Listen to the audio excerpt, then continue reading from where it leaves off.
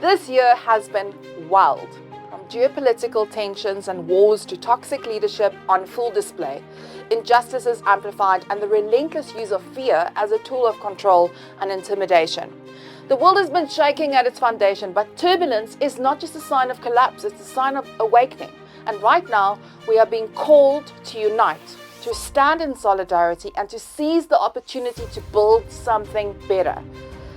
Recently, I sat down with my dear friend and my fairy godmother, Faith Popcorn. She's a world-renowned futurist. They call her the trend oracle.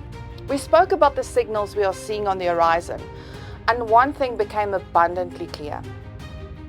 People think the future is far-fetched, but it is actually happening right now. It's buried in the present. It's already alive. It sits in patents, innovation, culture, investment, you name it. It is in plain sight for anyone who has the courage to look and the curiosity to question. Faith said something that pierced me to my core. She said this: a futurist is a seer and a sayer.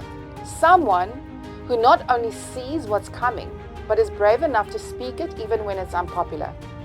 This is why I'm taking my role in futurism so seriously, because we have work to do. And truthfully, I think we all need to become futurists. I always say that, whether we realize it or not. Every one of us is shaping the future right now. From the boardroom to the living room, every choice we make, what we buy, whose voices we amplify, the content we consume, the leaders we follow, the systems we tolerate, the places we work. It all leads to somewhere. You see, we either design the future we want, or we inherit the one we don't. And let's be honest, society is drifting towards a dystopian trajectory. But the only way to shift it is to be the shift. Recently, I had the privilege of hearing Jay Naidoo speak at UCT Graduate School of Business. He is one of the great fathers of our democracy and served with Madiba. And he said something that has not left me. We don't need another Madiba. We need to awaken the Madiba within. The moral courage we admired in Madiba is not a relic of the past. It is a living possibility inside each one of us. And if ever there was a time to wake up, it is now. In this community, on our podcast and our workshops across every channel, we are building your future fit muscle. We're doing it without glitter, without Christmas packaging, and without sugarcoating, because these times ask us to be courageous, to face the obstacles in front of us, and to recognize that, as Khalil Gibran wrote, where your obstacle is, there lies your calling. If we do not remove the obstacle or try to, we become the obstacle.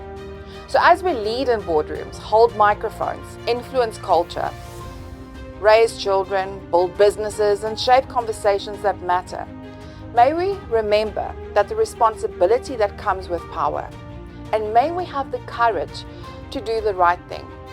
Because Africa is not just another player in the global story. Africa is the story. One of my teachers once told me, and it still rings true, what happens in America happens in South Africa. If that is true, then we can be the lighthouse for the world if we are on the right side of history. So if we steer this country into a new direction, we become the blueprint. Not because we waited on governments or politicians or corporates, but because we started with us. Here's to the courage to see, the courage to be, the courage to say, and the courage to shape what comes next. Remember, the future doesn't happen to you, you happen to the future.